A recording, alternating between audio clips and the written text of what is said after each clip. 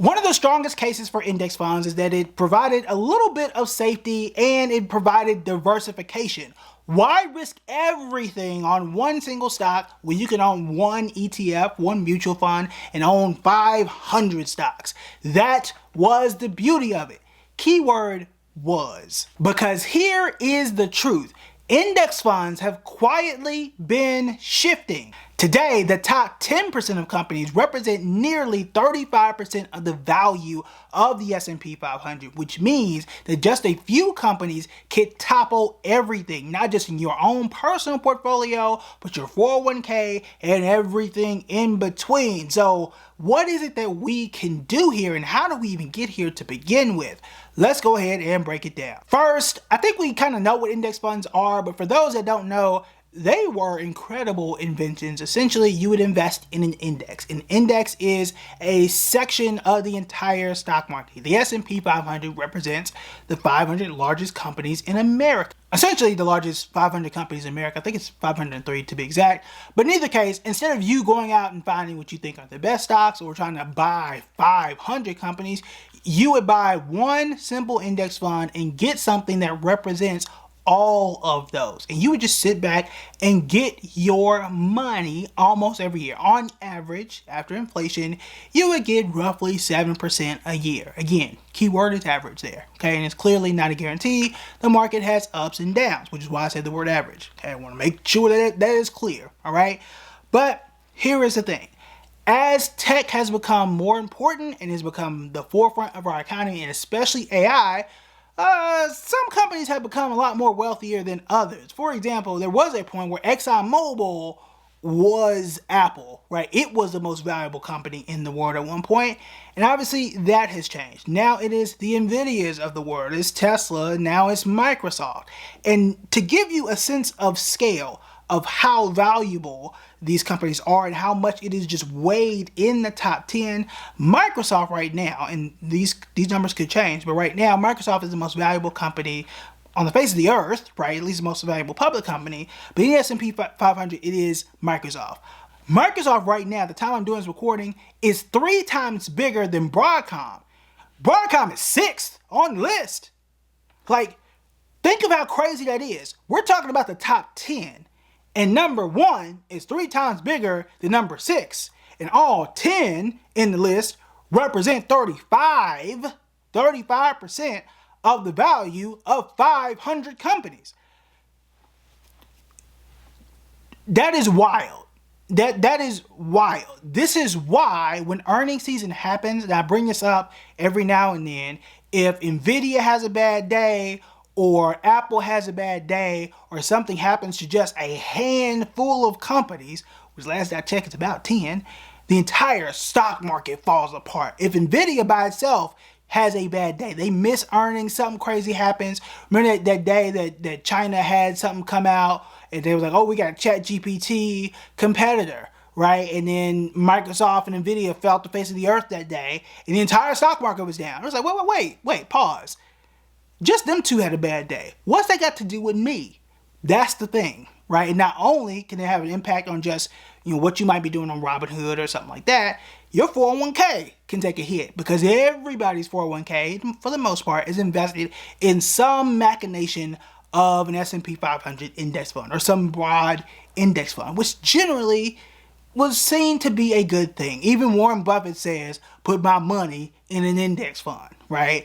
That is the issue, because now that we are so tech focused and these tech companies are absorbing even more money and more power via AI, they're weighing down the entire index. And it's a little too much power, right? No one man, no one power, no 10 companies should have all that power. So what can we do and what should we do? Because I still believe in index funds. I'm not telling you to sell them out or nothing like that, but I do want you to be aware of some of the risk, okay? So here is one thing that you want to consider. I'm gonna give you the pros and the cons. You may want to consider an equal weight index fund, one like RSP. An equal weight index fund is exactly what I said. It has equal weights, meaning all 500 companies in this case have an equal weight, meaning they're all equal. I don't know how to keep explaining that in the simplest terms possible. Right now, a lot of these regular index funds are market cap weighted, meaning if you take up 10% of the market, you get 10% of the funds. As you keep growing, you keep absorbing more market cap. The downside to that is if I'm an energy company, then I'm not going to be as represented because Microsoft and Apple and Alphabet is absorbing so much of that. And I'm essentially becoming a tech fund that just has a nameplate on the door, right? As opposed to really being represented in that fund and giving you that true diversification. Well, an equal weighted fund says, all right, everybody's equal here, and you are getting that true diversification shown in your portfolio. Now, what are the downsides? RSP was just the one I looked at the time, had a 0.2% expense ratio. We can dig more into that, but that's a bit more expensive than your regular index fund you find on the street. Last I checked, and the returns are a bit smaller, and that's for good reason. We know, and we've known this for the last 20 years, tech stocks make more money. Okay, and if these are weighed towards tech stocks, you have more tech stocks, you're gonna make more money. If everything's equal, then you're probably not gonna make as much money. There's that. However, the good side is if you go back to 2022 and some of the years where the stock market is kind of down, well, because you are more equal, then those defensive stocks show up more and you may not lose as much money. So go back and check those out too. So if you are a more conservative investor or you are more concerned about tech and its impact, take a look at those. Just take a look. If you are more concerned about it, if you want to be more tech focused and leave things alone, just throwing it out there. So there's one thing you can do. Another thing you can do is add more value-based funds. So those aren't the only index funds out there. It's just S&P 500 and nothing else.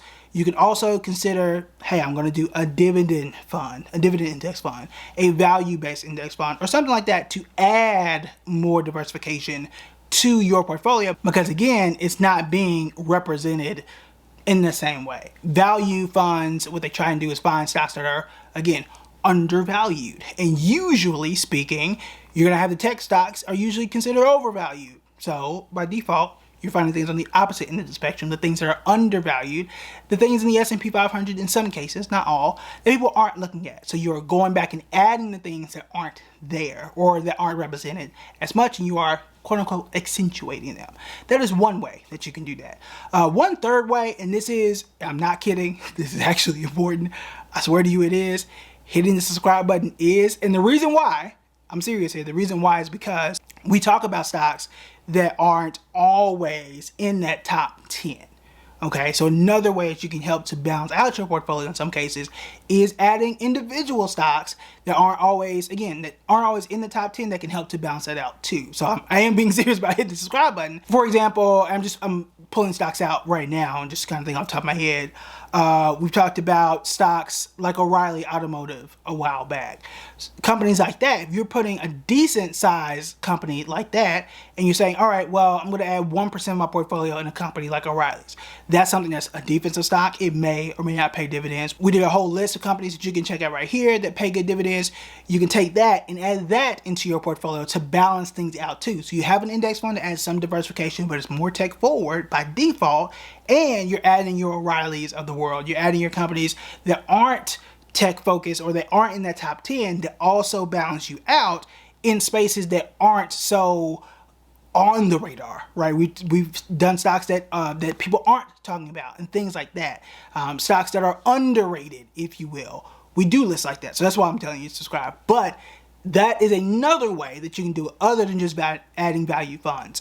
Adding those value funds and things like that, small cap stocks, medium cap stocks, that is the value way to do it, in that you pick one of those and you get hundreds of them at a time. And individual stocks do add more risk. So I am throwing it out there too. But we did do a list on ETFs too. So you can check that one out too.